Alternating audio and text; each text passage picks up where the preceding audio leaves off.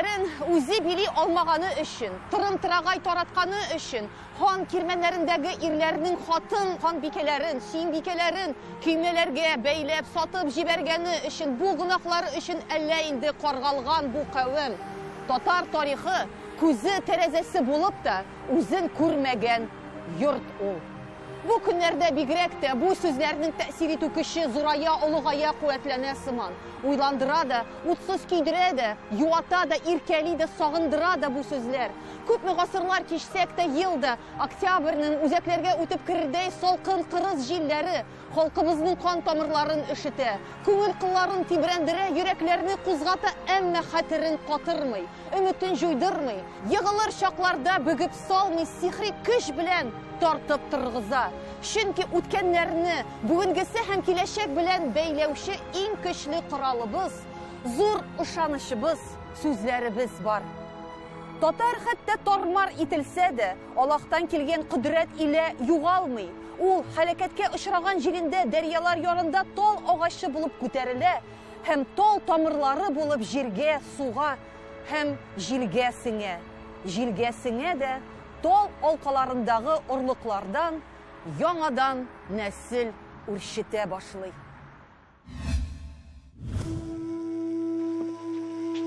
Бүген таягына артык салынмаган, атлавы күпкә җиңелрәк, әйе, кием ифратта килешә аңа, аның өстендә иске кием дә нурланып яңара да куя.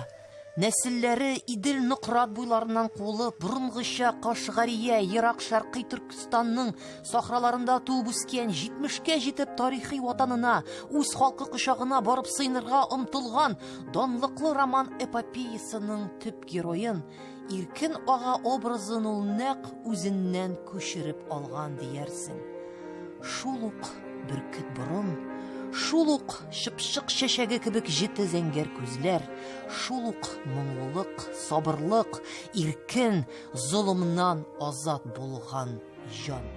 Мин Башкортстан якларынан мин көньяк, көнбатыш якларына тарафына караган Кыргыз Мияка дигән район үзәк инде ул.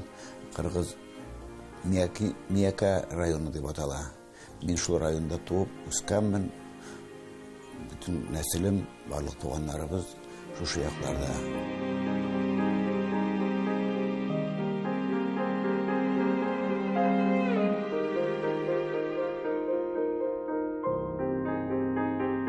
Татар уясы шишмәсез буламы? Шишмәсез, өянкесез, кыю сиртмәсез татар авылы булмый, дип әдипнең әйткәне бар. Әмма сабый чагында аңа салкын шишмәләргә чумып, көлеп, шаярып, уйнап үсү бәхете татымый. Булмый шул. Суга кергәч, үтереп ашыйсы килә башлый иде дип. Бүген югалтулы, мәңге әрнүле, сыкрау бураннары кебек үзәк өзгеч сугыш чыры балачагын искә алганда, аның тамак төбенә төер килеп тыгыла да, моңсу күзләргә белер-беленмәс шык куна. Иң яктылары ул караңгы булса да иң якты, чөнки мин аягымы тоңдырдым бәләкәй чагымда, ике, бәлки 3 булгандыр, 2 дә булу ихтимал, тышка чыгып, ишекне ача алмыйча, мин тышта аякларымы тоңдырдым. Кышкыны. Картайым, бездә картайдылар, картатам ята караватта, тора алмый, парализ ул инде парализ сукканан айыма, мин тышка чыгып, мин ничәдер сәгать, бәлки 1 сәгать чамасы бар күбрәк айыма, тышта салкында ялан аяк. Минем аякларым күбек шиште. Мине авыл балалары, мәктәптән кайтучы балалар күреп алып, мин алып керәләр, һәм мин шуннан соң бер 5-6 ай аякка баса алмыйча аякларым белән тизләремдә шуышып йөрдем. Менә шушы истәлекләр, алар бик авыр истәлекләр, ләкин иң беренче булып искә төшә торган истәлекләр.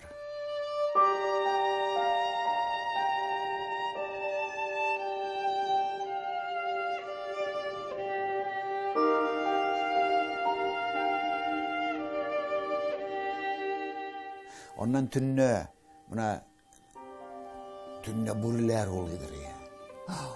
Ay buriler oluyor. Çünkü top tavuşlar aslında bütün gün batışının burileri bize gelip buldu.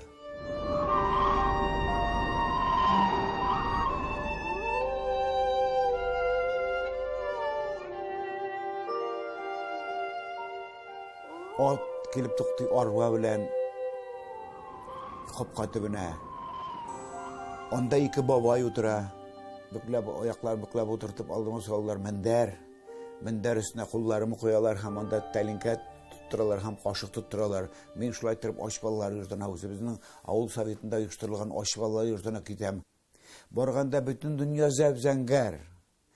Şul kadar motor zangar, ul soňundan anladım bu şeşirge igini bulmağanga, jirini bilep algan zangar şeşkeler bolgan eken. Onun uzunşa dünyanın motorluğu, uzunşa ağırlığı.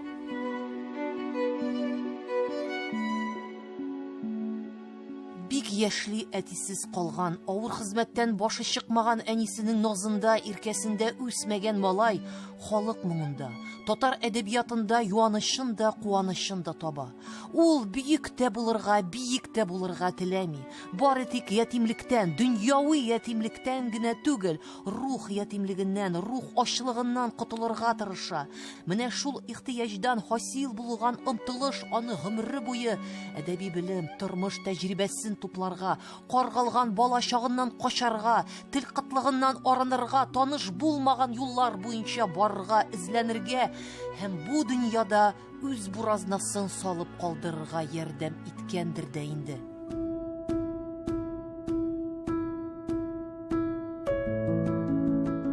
Аксак бамбук исемле аты белән авыр һәм куркыныч сәяхәткә чыккан гади авыл малае Кәбир кебек ул гомере буе үз халкының таянычын эзләгәндә, сикелтәле бормалы юллар аны Нократ, Чулман, Агыйделләр, Урал тау киртләчләре аша алып бара. Фәнни эзләнүләр, шигъри корамалар, роман, эпопеялар, хикәяләр, драмалар, комедияләр, аларның һәр берсендә халыкның зары, моңы, борчу кайгылары, өмете, ышанышы чагыла. Миңа Аллаһ Тәгалә барысында тутырып биргән иде. Мин бер нәрсәдә күчмәдем. Миңа иң җитмәгән нәрсә вакыт кына булды. Ул вакытны җиткерә алмыйча мин шул кадәр газапланадыр идем. Кая гына барсаң да монда монсы җитми, монда монсы җитми, монда монсы җитми. Һәм шулай итеп бер-береңнең кадерен белү өчен вакыт кирәк. Вакыт кирәк. Без вакытның кадерен белмибез. Соңыннан исебезгә төшә. Мин үз күрәм иске диварларны. Анда борынгылык изе бар. Кара акшарларда бабайларның әйтелмичә калган сүзе бар. Мин үз күрәм иске диварларны.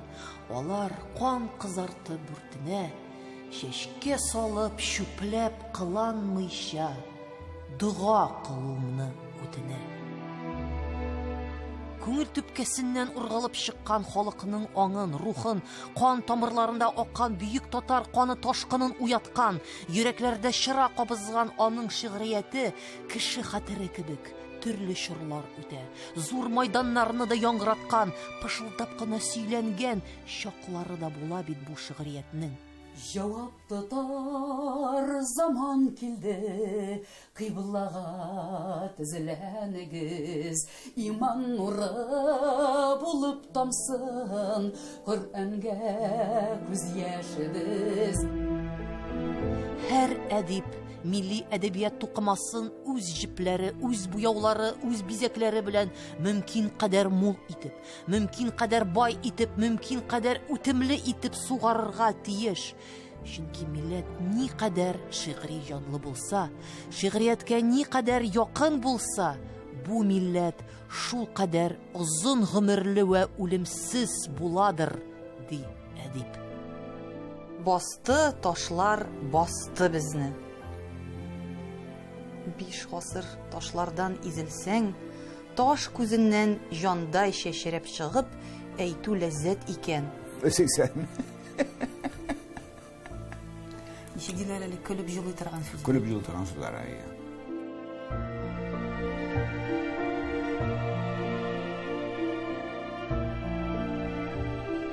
Без шул хәтле коммунизм төзүгә ышанган кешеләр әйме?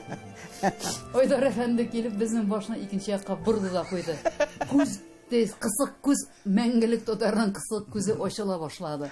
Һәм безнең шул хәтле язучылар белән, күп язучылар белән аралашуында аның аркылы төннәр буе шигырь укып, милләт турында сөйләшеп, ул юлда барганда да алар сөйләшә, алар акыллы кешеләр, язучылар. Язучылар арасында әлбәттә мин сине сөям дип кенә язучылар, әнине сагынам диючеләр күп. Ә язучы беренче чиратта нәрсә турында уйланырга тиеш? Әлбәттә милләт турында.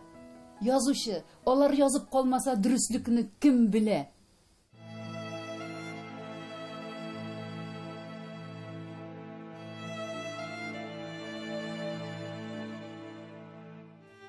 Һәр язучы үз әсәрләрендә чагыла.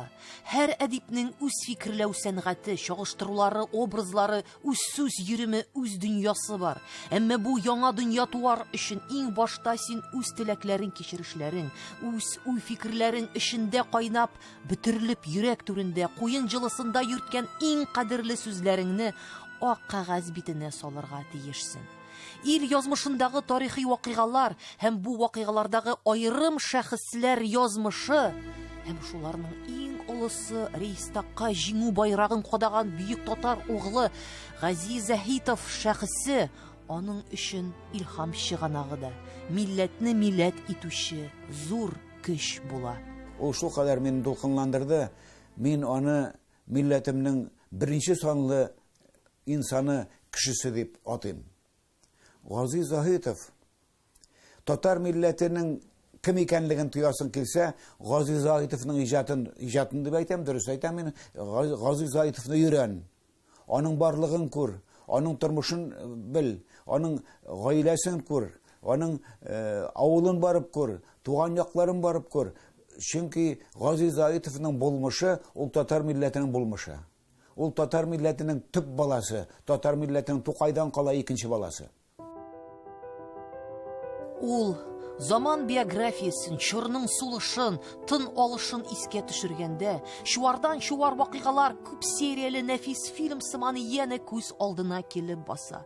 Эх, бу тормыш дигәннәре 1966 елда Казан утлары журналында дөнья күргән беренче шигырьләре, Татарстаннан Уфага күченүе, Совет Башкортстаны газетасында эшләү дәврләре, Башкорт академия театрында куелган тәүге спектакльләре, Мәскәүдә әдәби курсларда уку еллары, Чернобыльдәге шартлау зонасына барып, бу фаҗигагә багышланган поэмасын язу, 1991 елда Вильнюста чыккан Книга печали китабы өчен җирдә кешелекне яклаучылар конфедерациясенең ак лачын ордены белән бүләкләнүе. 91 елда Ярчаллы шәһәренә күченеп, Аргамак журналына нигез салуы. Кенәгә каләмнәрне алып язардай тормыш бит бу. Һәм күп кенә китапларында чагылыш тапкан язмыш бит бу. Чаллы мине яхшы кабул итте. Чаллы яхшы кабул итте. Җылы кабул итте. Җылы кабул итте. Чаллы мине үзенең улы итеп кабул итте. Халкы монда нинди? Монда бит төрле яклардан җыелган халык бит инде. Халыкның төрле яктан булуы зыянга түгел. Аны файдалана белергә кирәк. Һәм гомумән халыкның канын ничектер яхшырта. Шулай бит. Әлбәттә, ул аны тигезли, көчәйтә. Шуңа күрә ул көчле рух булгандыр да инде үз вакытында. Халык әйбәт Чаллыда. Булай матур менә үзе шәһәрнең үсешен ничек менә бәяләр идегез? Шәһәрнең үсеше дип мин аны шәһәр итеп кабул итмим, чөнки йортның бер йортның икенче йортка ашавы үзенә күрә бик кыйммәтле ине. Кабул итү процедурасын кыйммәтле. Йортлар берсе-берсенә ашаган, йортлар охшаш. Эпохалар үзенең үзенең мөһерен сугалмый, өлгерә алмый кала. Һәм бу менә охшашлык ул иҗатка да барыбер ниндидер тәэсир ясый торгандыр. Тәэсир әлбәттә. Ничек әле? Әйтәләр иде, теге шагыйрьләр теге табигать матурлыгын күреп, хозурланып язалар, әйме? Ә монда чыгасың да, шул бер йортлар, шул бер балконнар, тәрәзәләр. Әмма бу нәрсәдә дә барыбер язалгансыз бит. Әлбәттә, мин шактый гына әсәрләр язалдым да Чаллыда. Төрле җирләр кичкән, төрле заманнарда яшәгән, күпне күргән, зур тәҗрибә туплаган, чәчләренә инде кырау, күзләренә моңсулык пәрдәсе төшкән әдипнең чагыштырырга да, үз бәясен бирергә дә, үз тамгасын салырга да, үз мөһерен сугарга да хакы бар. Нәрсәгә өметләндегез иң беренче чиратта? Иң беренче чиратта безнең туган телебез яшәр, без туган телдә укырбыз дигән өмет. Без аңа нык ышандык. Мин аңа бигрәк тә нык ышандым. Әмма ләкин алай булып чыкмаган икән. Туган телдә укыту, туган телдә уку үзебезгә тиешле шартлар тудыру, фатирлы булу, сагына белү кешене, бер-береңне күрү, ярату, бер-береңә ихтирам белән карау, һәм башка тойгылар алар барысы да ирекле тойгылар. Менә шуларның без үзенә күрә бер мәгънәле баласы идек. Сезгә башкасы кирәк түгел иде бит, әйе? Без бүтән кирәкме? Безгә иң кирәге миңа гомумән туган тел мәктәп кирәк. Мәктәбе булмаган халыкның киләчәге юк.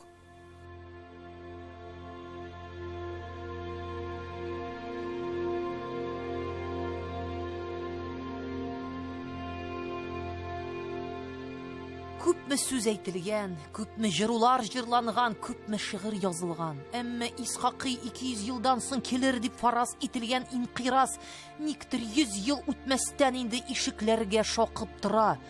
Бу милләтнең соңгы шагыйре, бу милләтнең соңгы җырчысы диепме, әллә инде туган телебез гомеренең чиген белепме ашыгып килгән ул? Безнең үзәгебез юк. Безнең үзәгебездә үзебез юк. Үзебез юк үзәгебездә. Мин нәрсә әйтсәм дә әз кебек.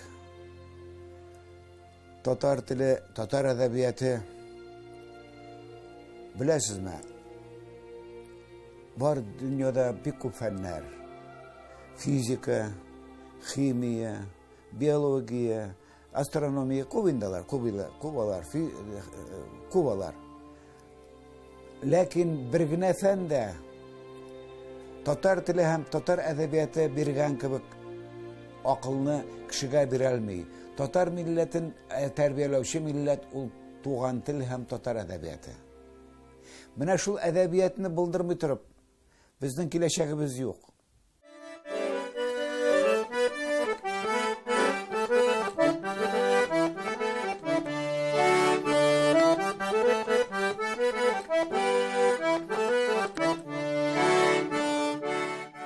Эшләмәк кирәк. Халкы шундый булды аның. Үз халкының кыйралыш хәле, артка чигенүе, таудан түбән төшүе, үз кавеменең киләчәк язмышы һаман да ярсу каләменә тынгы бирми. Аның сүзе кырыс да, гасабилы да, тантаналы да, горур да, сабыр да, шагыйрәнә дуамал да, барыбызга якын да, барыбыздан да еракта. Кара төннән чыккан кояшымдай, ташта чәчәк аткан гөлемдәй, кем мин диеп кипкән йөрәгемдәй, телле телсез булган телемдәй, казна түгел, милләт көче белән, гасырлардан ямләп ил таңын, йөземне, телемне һәм күземне ачтың. Татар китабы, әй, татар китабы. Табигатьтән мирас зиһенемдәй, киләчәккә илткән юлымдай, дуслар кулын кыскан кулларымдай, саф һавага мохтаҗ тынымдай, мәңге адаштырмас маягымдай, сине язмышымның уртагын тузан да төшерми саклыймын мин. Татар китабы, әй, татар китабы. Язучының дахилыгын нәрсә билгели?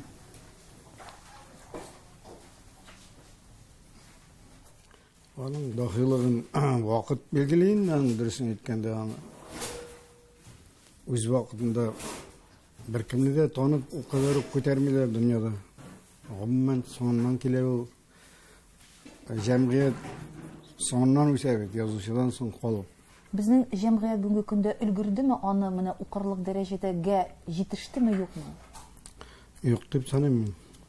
Аны әле ашасы, аның иҗатын. Ул бик катлаулы һәм күп кырлы иҗат бит инде. Поэзия, проза, публицистика, җырлары да бар аның матур. Менә аларны ныклап ашалган кеше әле хәзергә күренми дип саныйм мин. Һәм менә бүгенге менә телгә кагылышлы вазгыятькә без карасак, халыкның мөнәсәбәтен карасак, без гомумән аны ачачакбызмы, юкмы? Менә безнең киләчәк буын ачачакмы, юкмы? Халыкның киләчәген инде бит инде менә шуннан тора инде ул. Тел бетмәгән очракта телебез харап булмаса, мен уйлыйм аны әлбәттә ачачаклар андый. Гомумән теге көчле художестволы тел белән язган язучыларны күтәреп алачаклар дип уйлыйм мин. Теге телнең үзәге шуларда булачак бит. Айдар Халимне бер кимләр дә булмый ул.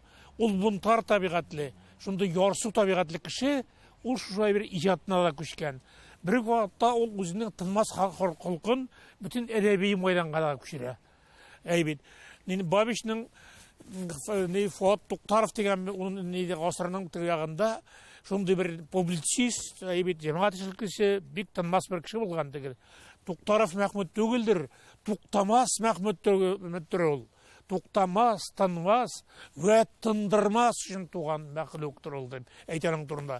Менә мин ошо Айдар турында уйлаганда шулай тынмас, тындырмас өчен яралган әдиптер ул, шагыйрьдер ул дип уйлап куям мин анда. Бәлки еллар үткәч, менә аның романнарын язгач, укыгач, безнең шул елларны, шаулы елларны, бәхәсле елларны, милләтнең язмышын хәл иткән елларда менә һәммә кешенең үз карашы бар иде.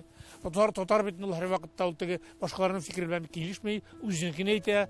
Шуңа күрә бик ярсулы, бәхәсле, шау-шулы атмосфера еллар Айдар иҗатында чагылып калды. Халкыбыз бик сыйыкланды. Битте дип әйтергә телем бармый. Шул кадәр халык сыйыкланды, шул кадәр халык вакланды. Иртән дә, кич тә, көндез дә кеше уйларга тиеш, мин кая барам? Менә хәзер мин шушы 81 яшьтәге гомерем белән әйтергә тиешмен. Туган телдән башка безгә тормыш юк. Безгә туган телне кире кайтарыгыз. Сагыну ул иң бөек тойгыларның берсе, татарның иң зур бәхетенең берсе сагыну. Юксыну. Без юксына башларга тиешбез. Без сагына башларга тиешбез һәм туган тел үзе киләчәк. Алар гальсер суларын ашыга зур елгага ташыган чишмәләр. Яктык агым булып агып баралар да бераздан елганың сыргылт пычрак алкымнары белән кушылып булганалар һәм юкка чыгып күз алдында үләләр. Гаҗәп. Алар ашыга юкка чыгалар иде. Кеше заты, кеше нәсле, кеше кавымы да шулай түгелме? Язучының дahilыгы нәрсә белән үлчәнә? Аның сүзе ярдәмендә диярсез. Һәм һичшиксез хаклы булырсыз. Чөнки әдипнең, шәхеснең эчке дөньясын белү, аңлау, тоемлау авыр мәсьәлә түгел. Чөнки язучы кеше тулайым белән үз әсәрләрендә. Әмма бер казаннан ашалган тәгам генә күңел уртаклыгын, якынлыгын тудыра ала бит. Укучы белән язучы бер дулкында булырга, бер фикри хисси дөньяны кылачларга тиештер.